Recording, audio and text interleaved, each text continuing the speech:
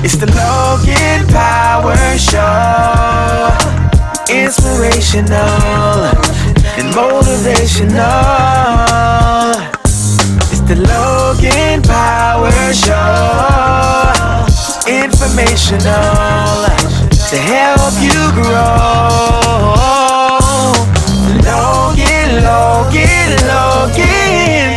Logan Power Show. And now the host, Calvin Logan.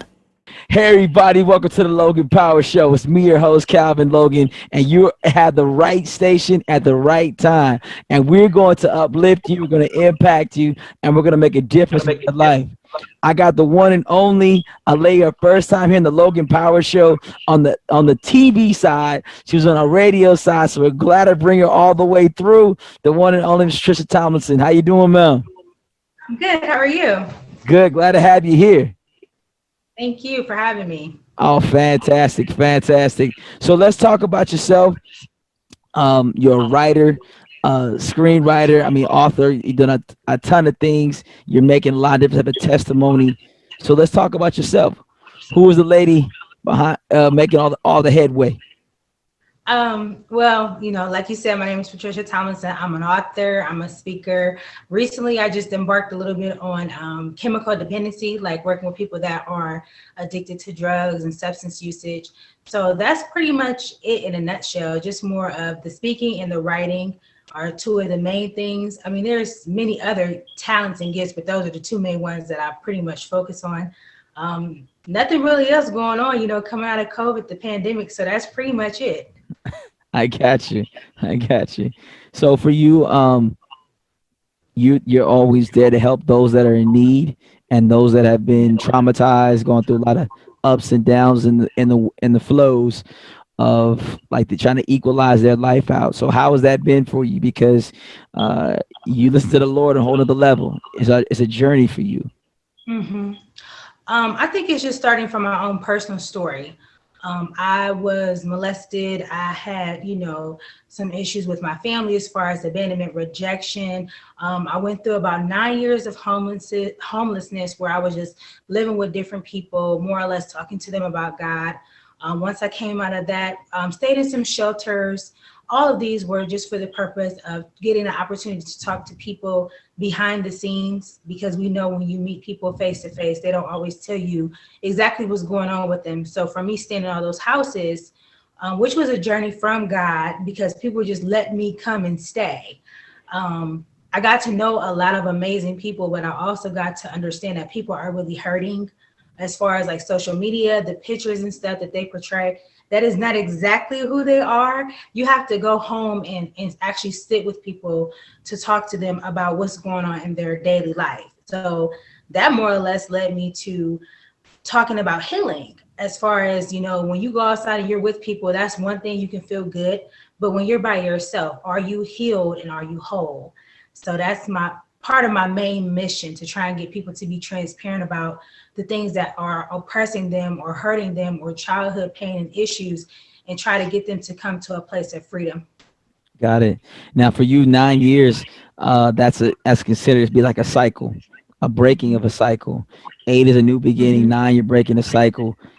Now everyone wants to go on that type of discipleship type of journey, traveling into someone's home that's you don't have a clue what I'm about to experience, and talk about how good the Lord has been. After looking at what you've been through these past 9 years, through the pandemic and more, going through 2 presidents, and now into the third, where do you see God taking you? What has God said that your next challenge or your next journey is going moving forward?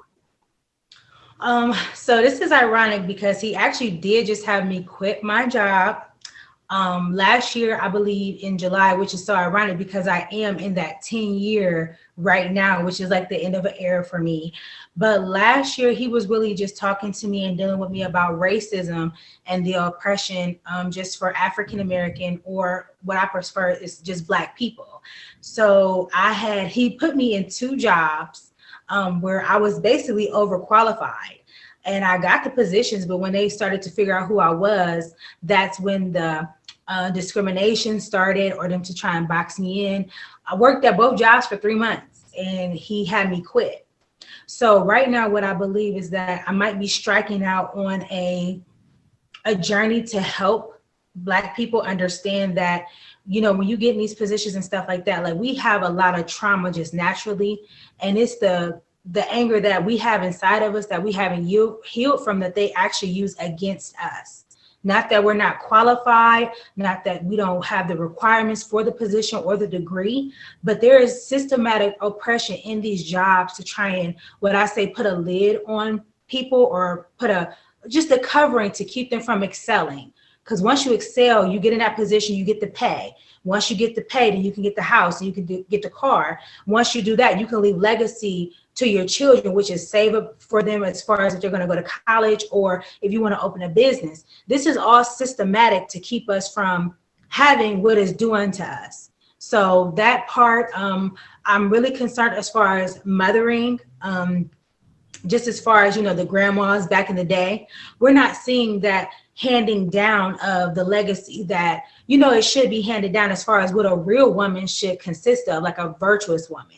So just more for the culture. I don't want to say doing it for the culture, because sometimes those things are wrong, but more just oppression. I just see a lot of oppression just with African Americans and motherhood, as far as being a virtuous woman, which is a mother and a wife. And that's to me could be a quantitative or qualitative study that God could tell you to go with. I couldn't say that I have the numbers on top of my head, but I know that there are people that are African American descent who are going through traumatic situations, and that they had not healed.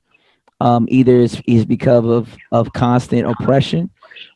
Systematic racism has not gone nowhere anytime soon, and perception can be a reality based off of what the environment has created. So for yourself, since you now have shifted gears and you're focusing on systematic racism and racism as general, what are some triggers that you're seeing that's sort of causing, you believe, that's sort of causing this type of dramatic effect when it comes to African American people? Well, in both positions, what I noticed is that I was hired by 2 Caucasian women. And I could tell that the story that I gave them was just simply for the position. They didn't understand that I was an author, that I've been on radio, that I've held women's seminars and, full sessions and things like that. They didn't get the outside. They got the qualifications for the job. When I got in and I started to notice that these 2 women were ineffective, they would actually try to put their work on me. So I would have to do my workload as well as theirs. And I started to feel like, okay, this is like slavery. Like, I'm being overworked for 2 positions and underpaid. And so then it would be like targeting, oh, you have the good hair. Things like that.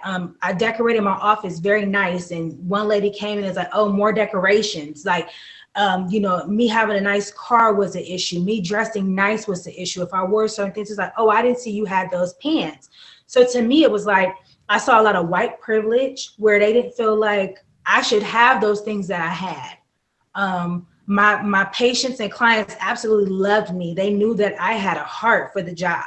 So that right there, I could see that was a change, because this person that was in a higher position than me actually didn't have the heart for it. They just were getting paid for it.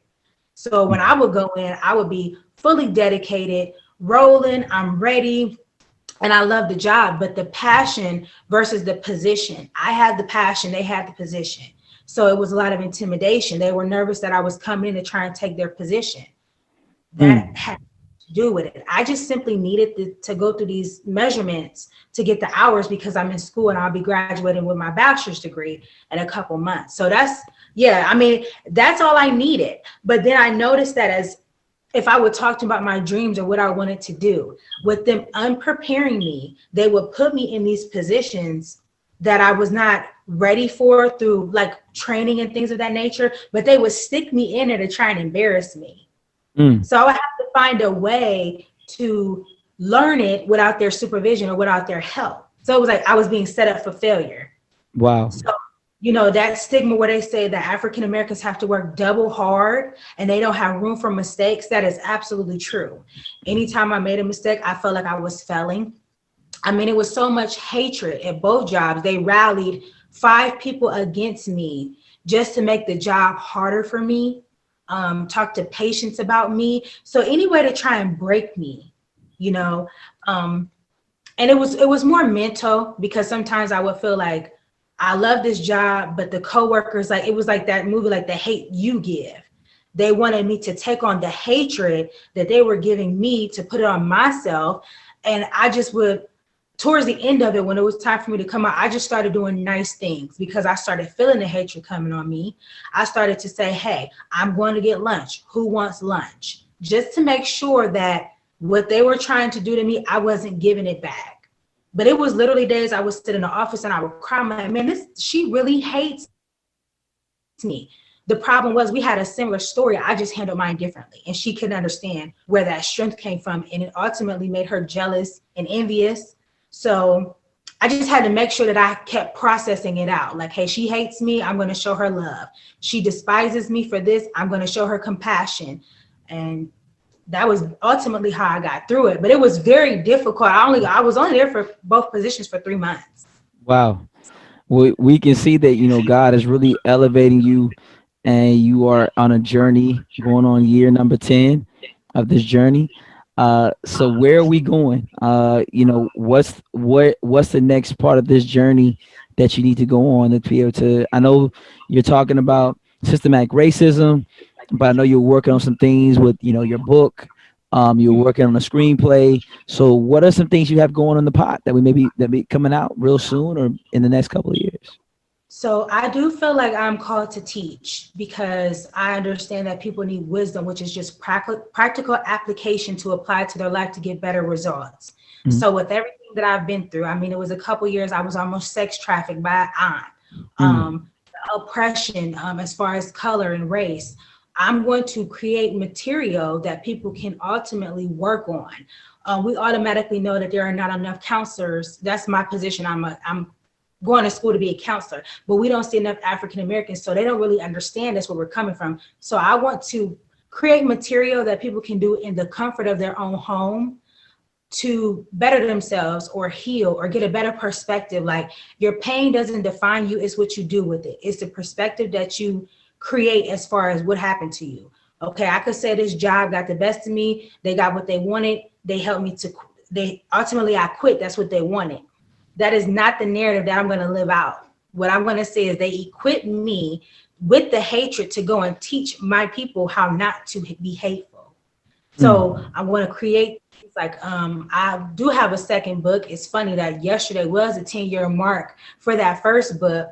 And the second one, I'm looking for an editor because it's a 3-part trilogy. So I'm trying to find an editor to, critique that. And then the teaching materials, I just want to go back into like the Zooming, the teaching of the seminars and the sessions, just to empower people for a better perspective. Absolutely. Final thought, how can people get in contact with you to either getting connected regards to seminars, speaking? How can people get in contact with you? A lot of my information is on Instagram. It's under _ Patricia Tomlinson. I have a Facebook, Patricia Tomlinson. Anything that you basically look up is Patricia Tomlinson. If you look up the books to come, SUCCUMB, which is on Amazon, it's going to be under Patricia Tomlinson. So that's pretty much the plug to reach me. Absolutely. Well, ladies and gentlemen, you heard this woman of God, the evangelist, the one and only Patricia Tomlinson, live here in the Logan Power Show. She's going to make a difference. She's going to change the world, and she's taking it one day at a time. She's walking the disciple walk. So let's walk it with her. Let's keep her in faith, and let's work together, family. Hey, I love y'all, and I'll see you soon. It's the Logan Power Show. Inspirational and motivational. It's the Logan Power Show. Informational to help you grow.